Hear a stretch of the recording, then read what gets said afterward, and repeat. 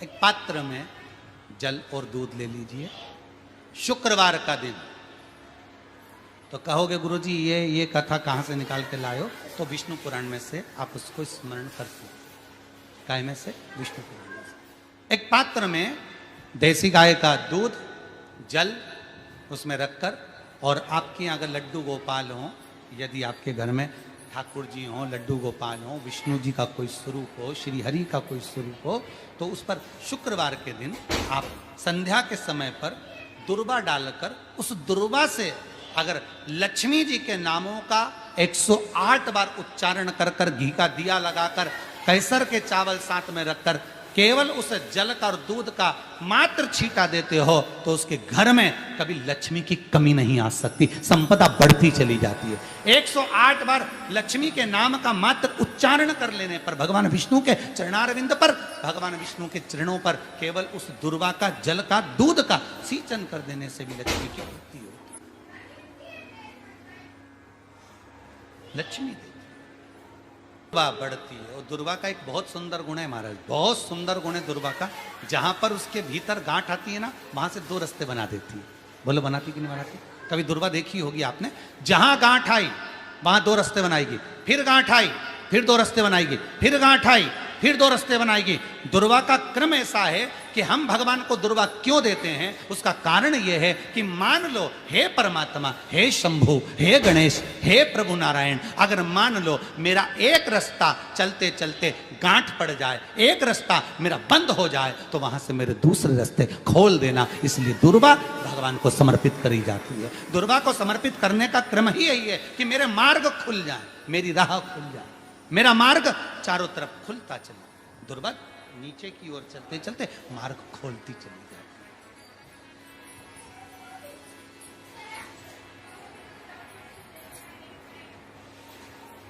अमृत है ये, इसलिए नष्ट नहीं होती।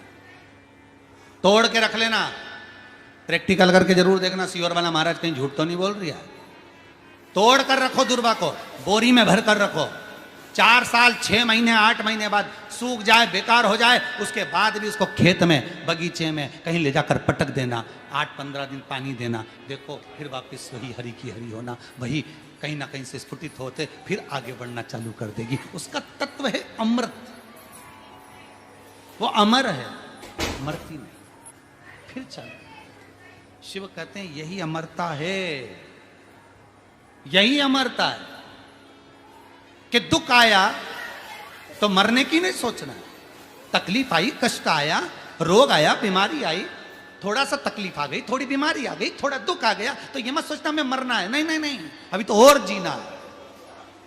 तो किस लिए जीना है? कोई कहेगा इसको कहीं आसक्तियां होंगी, घर की, परिवार की, कुटुंब की, कबीले की, इसलिए जीना चाहती है, इसलिए जीना चाहता नहीं।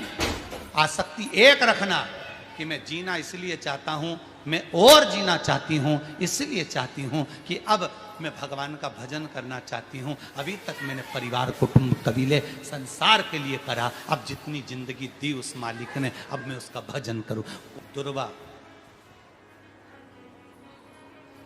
भगवान विष्णु को चढ़े, दुर्वा गणेश जी को चढ़े, दुर्वा शिव जी को चढ़े, दुर्वा ब्रह्मा को चढ़े, दुर्वा इंद्र को चढ़े, दुर्वा पितरों को चढ़े।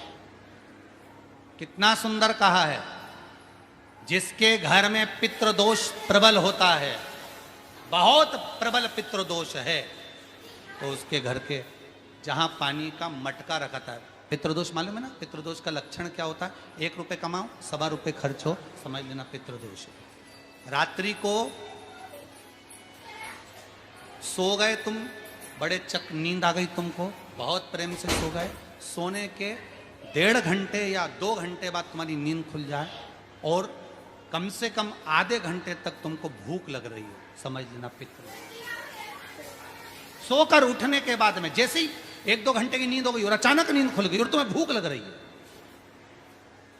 भूख लग रही है, प्यास लग रही है बहुत तेज, अभी सोए हो, 1.5 घंटा ही हुआ, 2 घंटा ही हुआ, भूख लगने लगी, बहुत तेज भूख लग रही है, समझ लेना पितृदोष। पितृ भूखे, भोजन की याचना कर, भोजन की सोने के बाद तत्काल नींद खुले 2 घंटे के बाद भूख लगे, उसका भी एक समय बताया है महाराज ब्रह्मवर्ता पुराण के अंतर्गत कि रात्रि को सोने के बाद में 1 घंटे की नींद हो जाए और उसके बाद में 2 घंटे के अंदर वापिस नींद खुल जाए और भूख लगने लगे तो समझ लो पितृ भूखे हैं, भोजन मांग रहे, अन्न मांग रहे, पितृ दोष है।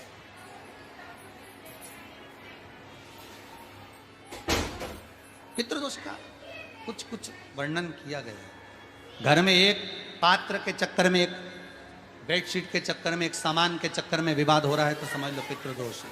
1 रुपया कमाया, सवा खर्च हो रहा है, पितृदोष है। घर में एक बीमार, दूसरा फिर बीमार हो गया, तीसरा फिर बीमार हो गया, एक ठीक हुआ, एक बीमार हुआ, पितृदोष है। पितृदोष का भाव तो उसके लिए करना क्या है? शिव महापुराण की कथा कहती है, सुंदर गणेश जी का चरित्र वर्णन करता है, स्कंद पुराण कहती है, विष्णु पुराण कहती है कि दुर्वा 21 दुर्वा की गांठ बनाकर, 7 गांठ 21 दुर्वा की बनाकर जो अपने पितरों का मटका मतलब परिंडा, हंडा जो भी पानी का भरते हो, उसके नजदीक में मात्र एक कटोरी में चावल रखकर उसमें अगर दुर्वा रख देता है तो मात्र 5 या 7 दिन में पितृदोष समाप्त होना प्रारंभ हो जाता है। उसके घर में लक्ष्मी की वृद्धि होने लगती है, सुख शांति अपने आप आने लगती है, उसका क्लेश समाप्त हो जाता है। दुर्वा में वो गुण है जो पितृ भी उसका भाग अमृत तत्व प्राप्त करना चाहे, अमृत देना चाहिए। और सरल भाषा में समझिए, जिसकी फैक्ट्री नहीं चल रही हो, फैक्ट्री में बार बार कुछ तकलीफ आ रही हो, गाड़ियां नहीं चल रही हो, 4 व्हीलर गाड़ियां ले रखी हैं, कभी ट्रक गड़बड़ हो रहा है, कभी ट्रक में ये हो रहा है, कभी गाड़ी में ये हो रहा है, कभी बस में ये हो रहा है, बस एक काम करना है, दुर्वा का थोड़ा सा भाग लेकर पानी के लोटे में उसको डालकर 5 अक्षत के दाने उसको पटक कर उस गाड़ी के अंदर उस कलश को रख दो, बस आधे घंटे के लिए, और उस पानी को चक्के के चारों तरफ डालते डालते जाइए दुर्वा के साथ, तकलीफ नहीं देगा। फैक्ट्री का भी यही प्रमाण है। दुर्वा में वो अमृत तत्व छुपा है जिसका सुख आनंद दे जाता है। शिव पुराण कर रही है महाराज। दुर्वा का एक नाम और है, उसका नाम है अमृत जन्मा। क्या नाम है? अमृत जन्म। दुर्वा का एक नाम और, मारवाड़ी लोग इसको ध्रुवी बोलते हैं, दुर्वा का वो सुख। शंकर भगवान गौ माता दूध की धार लगाती है, इसलिए दुर्वा का दूध से बड़ा मिलन है, बड़ा आनंद, बड़ा सुख है। कोई भी ग्रह अनुकूल नहीं है, सब बेकार चल रहे हो, सब प्रतिकूल चल रहे हो, दूध के पात्र में दुर्वा डाल लो, पीपल के वृक्ष के नीचे चढ़ा कर आओ, राहु केतु शुक्र शनि जो भी गड़बड़ है सब सुधरना चालू हो जाए। दुर्वा का वो सुख। जिस नदी में स्नान करो, तीर्थ में जाकर उस नदी के पास में कोई बगीचा लगा हो, वहां की दुर्वा को तोड़कर स्नान करते समय नदी में मात्र विसर्जन कर देने पर पितरों को पिंड पहुंच जाता है। मात्र उस दुर्वा का विसर्जन कर देने पर पितरों को पिंड का भाग मिल जाता है। अभी ना तो तुम्हारे पास में आटा है, ना तुम्हारे पास में चावल है, ना तुम्हारे पास में पिंड है, ना कोई तुम्हें संकल्प छुड़ा रहा है, ना कोई तुम्हारे पास में वस्तु है, उसके बाद भी पितरों को भाग मिल रहा है। काय से? केवल एक दुर्वा के तत्व से। स्नान करने से पहले पवित्र नदी में, गंगा यमुना नर्मदा सरयू आदि किसी पवित्र नदी में आप स्नान कर रहे हो, वहां के बगीचे में घूमकर आप जाते तो हो, पैदल ही नहाने जाते हो, तो घाट के आसपास में कोई बगीचा, वहां की दुर्वा तोड़ ली, एक दुर्वा नहाने से पहले अपने पूर्वजों पितरों के नाम से नदी में छोड़ दी। फूल तो छोड़ते ही हो, दिया भी छोड़ते हो, बस एक ही चीज नहीं छोड़ते, वो दुर्वा, और वो ही काम की, वही काम की। तुम कुछ छोड़ो ना छोड़ो, एक दुर्वा का छोड़ दो, तो पितरों को सुख प्रदान है। शिव पुराण कह रही है महाराज। देवताओं को अमृत कितनी बार मिला? एक बार। दुर्वा को अमृत कितनी बार मिला? जम के बोलिए, 5 बार। कार्य सिद्धि के लिए 5 दुर्वा गणेश जी को चढ़ाई जाती है, आज भी नियम।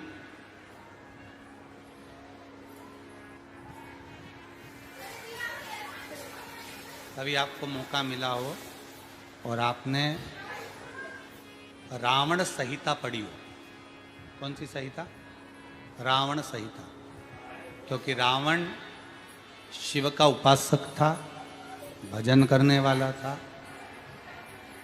शिव तांडव स्तोत्र आज भी लोग रावण का एक आनंद में पढ़ते। तो शिव का उपासक है रावण, शंकर का उपासक, विद्वान भी था, ज्ञानवान भी था।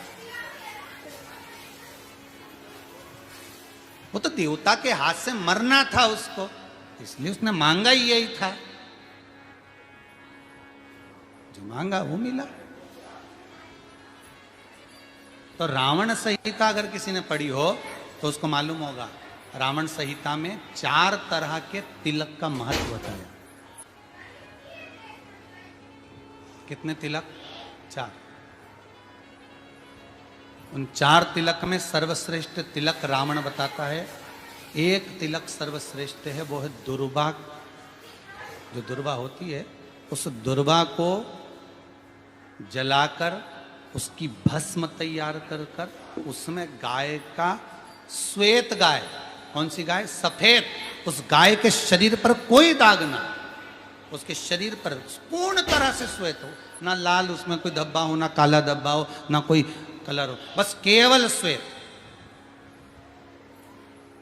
रावण संहिता में 4 तरह के तिलक का प्रमाण दिया। तो एक तिलक रावण संहिता में वर्णन आया, एक तिलक का जो व्याख्यान वर्णन किया गया, उसमें दुर्वा को जलाकर राख कर कर भस्म बनाकर उसमें गाय का घी, देसी गाय का घी मिलाकर और उसका बिंदी, उसका तिलक मस्तक पर लगाकर या नैनों में सुरमा लगाकर जो व्यक्ति जिस किसी से मिले वो उसका हो जाए। उस दुर्वा में इतना प्रबलता आ जाती है, अमृत तत्व जुड़ा हुआ है दुर्वा के। रावण संहिता में 4 तिलक बताएं, उसमें से सबसे 4 तिलक में अलग अलग, एक बेलपत्री की जड़ का तिलक है, एक आंकड़े की जड़ का तिलक है। रावण संहिता में 4 तिलकों का वर्णन है, उसमें मुख्य है सबसे ज्यादा।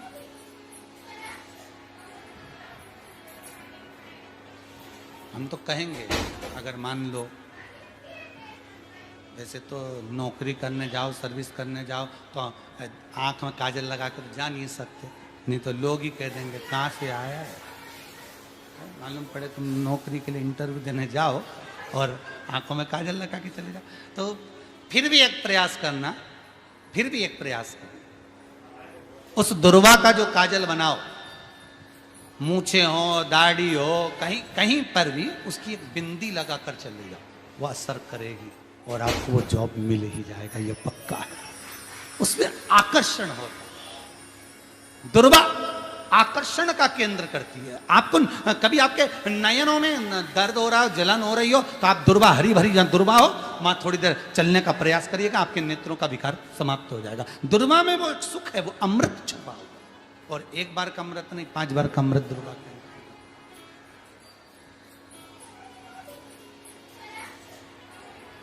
कौन से देवता हैं जिनके ऊपर दुर्वा का जल दूध में मिला हुआ छीटा जाए, श्वेत गाय के? देखो दूध का प्रमाण बार बार दुर्वा के साथ आया, उसका कारण क्या है?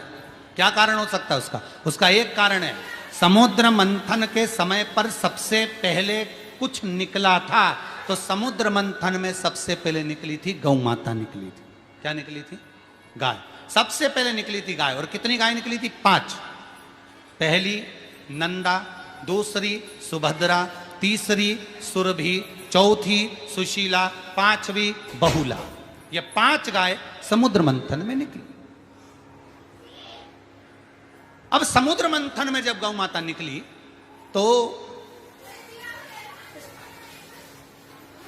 सारे 33 कोटि देवता मंथन में जो लगे हुए थे, उन मंथन को करते करते देवता थक चुके थे, सारे देवता थक चुके थे। बहुला सुरभि और सुशीला से बोली, सुभद्रा से बोली, नंदा से बोली, अपना काम है, एक काम करो, अपन आप रूप दूध की धार बहाना प्रारंभ करो, अपने आप दूध की धार हम मृत्यु लोक में हम भेजें इन देवताओं के लिए, तो देवताओं को अमृत तत्व मिलेगा, आनंद होगा। और गौ माता ने ऊपर खड़े होकर जो दूध बहाना प्रारंभ करा, वो देवताओं के मुख में आधा तो गया और आधा दूध समुद्र पर जब गिरा, और जो मंथन चल रहा था उस मंथन के चलते, कभी दूध का दही का मंथन करना तो क्या निकल कर आएगा, मक्खन आ जाएगा। वो मक्खन तेड़ता हुआ समुद्र की लहर से दुर्वा पर जा पड़ा। इसलिए आज भी दुर्वा के साथ में गौ माता के दूध का बड़ा प्रमाण है, वो भी देसी गाय, जर्सी नहीं, विदेशी नहीं, देसी गाय। और देसी गाय का दूध का बड़ा बड़ा प्रमाण है सर। हम कई बार कथाओं में कहते हैं, जैसा खाया अन्न, बोलते जाओ, वैसा हो गया मन, जैसा पिया पानी वैसी हो गई वाणी, और जैसा पिया दूध वैसी बन गई बुद्ध। बुद्धि कैसे बनी है? दूध से बनी। डब्बे का दूध पियोगे तो डब्बे हो जाओगे, थैली का दूध पियोगे तो थैली, बोतल का दूध पियोगे तो बोतल। तो दूध का बड़ा असर।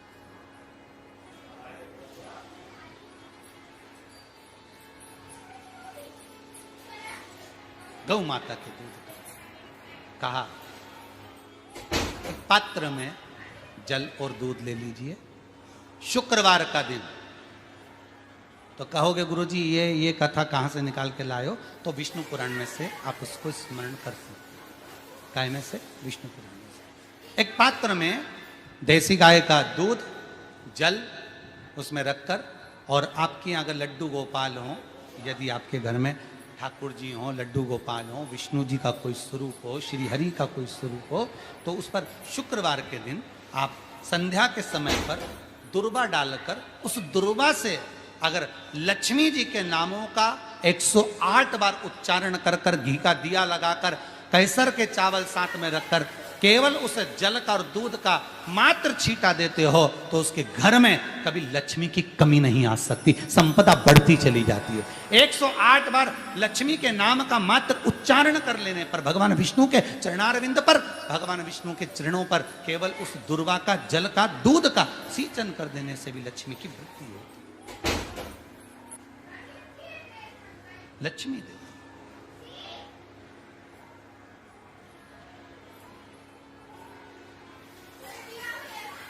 दुर्वा बढ़ती है। और दुर्वा का एक बहुत सुंदर गुण है महाराज, बहुत सुंदर गुण है दुर्वा का। जहां पर उसके भीतर गांठ आती है ना, वहां से 2 रास्ते बना देती है। बोलो बनाती कि नहीं बनाती? कभी दुर्वा देखी होगी आपने, जहां गांठ आई वहां 2 रास्ते बनाएगी, फिर गांठ आई फिर 2 रास्ते बनाएगी, फिर गांठ आई फिर 2 रास्ते बनाएगी।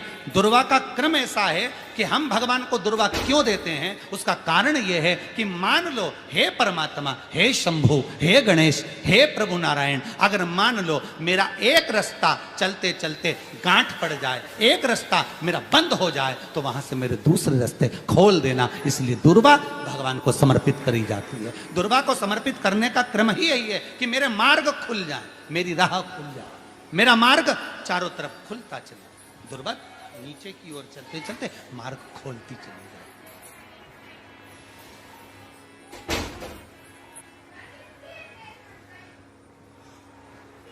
अमृत है ये, इसलिए नष्ट नहीं होती। तोड़ के रख लेना, प्रैक्टिकल करके जरूर देखना, सियोर वाला महाराज कहीं झूठ तो नहीं बोल रही है।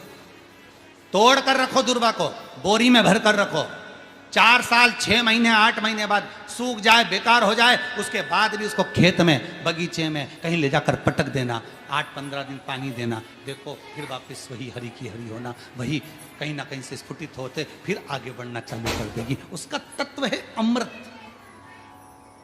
वो अमर है, मरती नहीं, फिर चालू। शिव कहते हैं यही अमरता है, यही अमरता है कि दुख आया तो मरने की नहीं सोचना है। तकलीफ आई, कष्ट आया, रोग आया, बीमारी आई, थोड़ा सा तकलीफ आ गई, थोड़ी बीमारी आ गई, थोड़ा दुख आ गया, तो ये मत सोचना मैं मरना है। नहीं नहीं नहीं, अभी तो और जीना है। आया दरवाजे तक रोग, आया दरवाजे तक बीमारी, आया दुख दरवाजे तक, दुख क्यों ना आएगा? हमारे पूर्व का कर्म है तो दुख तो मिलना ही है। कोई महाराज जी तुमसे कह दे कि तुम्हें दुख ही नहीं आएगा, मैं बैठा हूं, तो महाराज जी से कहते ना तुम्हारा चरण कहां, मैं बता दो, क्योंकि दुख तो आएगा। जैसी करनी वैसी जो पूर्व में कर कर आए हो, भले आज तुम किसी को दुख नहीं दे रहे, भले आज तुम किसी को तकलीफ नहीं दे रहे, पर पूर्व का कर कर आए हो वो तो भोगना पड़ेगा। दो कारणों से मनुष्य का शरीर मिलता है, एक कर्म का भोग भोगने के लिए, दूसरा भगवान का भजन करने के लिए। भजन भी करो और दुख भी भोगो। जो मिला है किस्मत में, बड़े प्रेम से मिला, ना जाने क्यों मिला इतना दुख, उसका कारण होगा। वो कारण को ढूंढना बाद में, अपने को ढूंढने की जरूरत भी क्या, अपन तो भजन करो, भजन करोगे तो दुख कटेगा। मंदिर जाने से दुख नहीं कट रहा, दुख कैसे कट रहा है? मंत्र जपने से, नाम जपने से, राम कहने से, कृष्ण कहने से, शिव कहने से, भवानी कहने से। मंत्र जितना जपोगे उतना दुख कटता चले जाए, उतना दुख।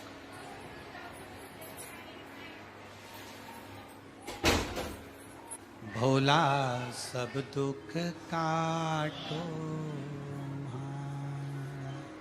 ओ भोला सब दुख काटो तुम्हारा।